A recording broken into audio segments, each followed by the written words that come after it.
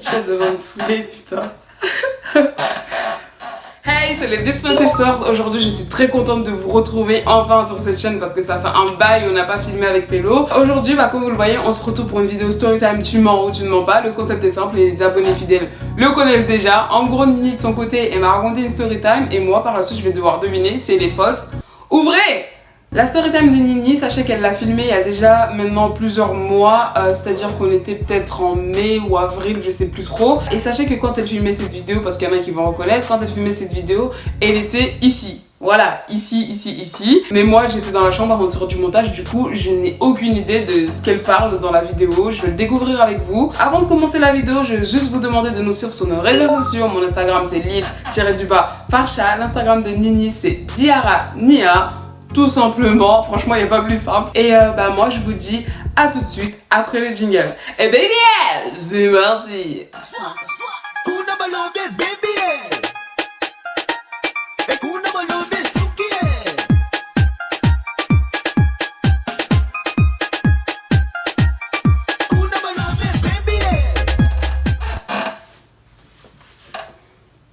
Cette chaise, ça va me saouler. Du coup, je vais juste chercher la petite vidéo de Nini. Hein. Je sais pas pourquoi je suis excitée.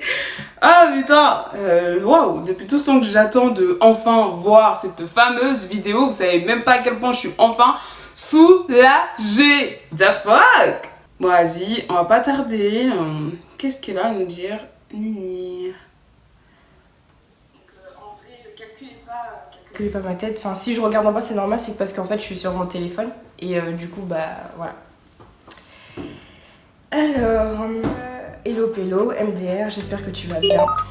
Moi, pas trop. Disons que là, à l'heure à laquelle je te raconte tout ça, il est tard. Donc en fait, il était tard quand j'ai raconté cette histoire-là. Il faut savoir que cette histoire-là, ni mes parents, ni mes frères sont au courant. C'est vraiment quelque chose qui m'est arrivé, donc personne n'est au courant de ça. L'histoire commence en 6e. Je t'avais déjà parlé d'un prof assez jeune, 27 ans, prof de sport. On va l'appeler professeur T. Si tu te souviens bien, il avait une attitude assez bizarre envers moi et une ancienne amie à moi. Depuis le jour où cette amie-là lui avait dit que je le trouvais beau. En fait, je t'ai pas tout dit. Waouh, je sais pas comment t'expliquer ça. Rien que d'y penser, ça me dégoûte. Je pense être encore un peu traumatisée par ce jour-là, je sais pas, bon allez, merde, courage. Quand je dis traumatisée, c'est par rapport à ce qui a suivi. Alors en fait, c'était un mercredi, on avait piscine ce jour-là. Faut savoir qu'à cette époque-là, j'étais un peu trop naïve et bête. J'avais 13-14 ans et je me souviens. On venait de finir la séance de piscine quand en fait, moi qui voulais sortir de l'eau, en fait, le prof il m'appelle pour venir le voir un instant. Donc déjà, moi je craignais un peu ce prof, il était un peu bizarre. Donc là il m'appelle à part. Je me dis, c'est pas comme s'il appelait genre deux élèves, non, il m'appelle moi. Genre, pourquoi moi toute seule? Moi je comprenais pas trop et j'avais un peu peur de lui, vu qu'il était un peu bizarre. Du coup, mon ex-pote à moi, qui elle aussi passait par là, elle m'a fait signe en gros qu'elle allait m'attendre dans les vestiaires. Voilà. Donc moi bref, je vais rejoindre le prof qui il attendait à côté. Et je lui demande, oui, qu'est-ce qu'il voulait. Et en fait, là, il fronce des sourcils et il me fait, en fait, aujourd'hui, j'ai fait n'importe quoi pendant la séance et que du coup, j'allais avoir une sanction. Parce que c'était pas la première fois, d'après lui.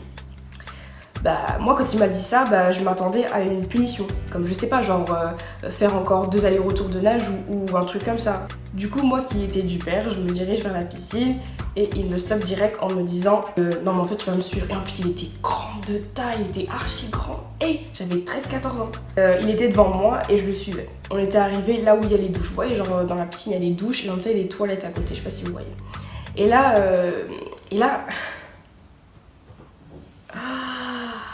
il me dit enlève ton maillot de bain. Ah c'est chaud. C'était le vide dans ma tête, personne aux alentours, que nous deux. Genre voilà, en fait, genre j'étais en train de paniquer, je comprenais pas pourquoi elle me disait ça. J'étais super petite, j'avais peur qu'il me fasse du mal. C'est sûr, 13 ans, 14 ans, tu te dis ouais, ton prof il te dit ouais, enlève ton maillot de bain comme ça, y a personne autour, tu peux ne pas crier ou quoi que ce soit, genre t'as chaud quoi. Du coup là, je commence à pleurer. Ouais, je me suis mis à pleurer. Sauf qu'il me dit en chuchotant, mais en fait tais-toi, sinon je vais te faire du mal. Et il me dit ouais, et en plus j'ai vraiment pas envie de te faire du mal. Et à ce moment-là, franchement, je voulais juste ma mère. Je voulais juste ma mère. Et genre, j'étais là, j'étais en mode, mais c'est pas possible en fait, ça peut pas arriver à moi en fait. Ce qui arrive des fois aux filles, ça peut pas m'arriver à moi, non, c'est pas possible. Sous la pression, j'ai commencé à me dévêtir. Bah oui, je me suis dévêtue. Et là, il a commencé à s'approcher de moi. Et il a commencé à me toucher l'épaule. Et genre en fait, quand il me touchait l'épaule, il me disait ouais, non mais dans tous les cas, t'inquiète, ça va bien se passer, je vais pas te faire de mal, t'inquiète pas. Ouais, mais gros, en fait, c'est une gosse de 13 ans, en fait. Genre devant toi, c'est une fille en fait qui est là, t'es son prof en fait. Tu vois, et même franchement, d'en parler là, c'est chaud, c'est hardcore. Genre, c'est vraiment hardcore. À un moment, il y a eu du bruit. Et il m'a clairement dit d'aller dans les toilettes. Donc en fait, là où il y a les douches, il m'a dit ouais, rentre dans les toilettes.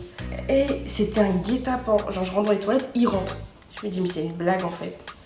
Il ferme la porte derrière lui, la porte des toilettes. Et en gros, par réflexe, bah moi, vas-y, je me cache les yeux. Je me dis non mais attends, je me cache les yeux et en fait je me mets dos contre lui. Je me dis non, c'est pas possible, c'est pas possible, c'est pas possible. Et en fait là, je le sens qu'il se rapproche de moi. Je me dis non, c'est pas possible, c'est pas possible. Franchement, là, rien d'y penser, ça me dégoûte, ça m'énerve. Ça m'énerve en fait. Cette histoire, ça m'énerve, je n'ai parlé à personne, ça m'énerve. Et là, il me dit ouais, enlève ton maillot. Et je réponds pas. Du coup, bah il commence à enlever mon maillot de bain. Ah oui. Il enlève. Et moi j'étais toujours dos à lui, hein. Franchement j'étais toujours dos à lui et tout. Et en fait il s'approche, du coup il commence à se coller à moi, donc je peux sentir son... Ah voilà. Et en fait à ce moment-là on entend une voix qui appelle en fait. Et c'est une voix féminine, tu vois, c'était une prof. Il a réalisé en fait ce qu'il était en train de faire. Et du coup il a tout stoppé et puis voilà, il a dit qu'il était désolé et que je devais en parler à personne de tout ça. Moi j'étais tellement traumatisée et sous choc en fait que en fait arrivée à l'école après la piscine, je parlais plus. Genre je parlais plus. J'étais en mode en fait j'étais à ça de passer à waouh. À chaque fois que je croisais le prof en question dans les couloirs, limite je changeais de couloir ou alors je priais pour qu'il soit pas là ou je courais des fois pour éviter parce que je savais à quelle heure il était là. C'est devenu un traumatisme, vraiment un traumatisme. Et après ça, j'ai appris je sais plus c'était quand, que oui, bah, il avait quitté l'établissement parce qu'il devait déménager, voilà, il avait été muté. Et ça, j'en ai parlé à personne, vraiment à personne. Du coup, voilà, donc à vous de savoir avec Pélo si cette histoire est vraie ou fausse. Et voilà, donc pour ma part, l'histoire, elle est fausse. Et oui, je vous ai piégé. Et j'espère que vous avez vraiment accroché, mais voilà, moi je soutiens vraiment les personnes qui ont été victimes d'actes vraiment similaires à l'histoire que j'ai racontée, parce que c'est pas facile et ça prend vraiment psychologiquement et ça fait que après on ait des blocages dans la vie future. Donc voilà. L'histoire elle a une part de vérité, mais vraiment une part de vérité parce qu'il y a des choses qui sont vraiment passées avec un professeur de piscine en question, mais ça je ne raconterai pas ça sur YouTube. Bon, voilà. C'était vraiment une trou du cul, putain. Merde. Waouh.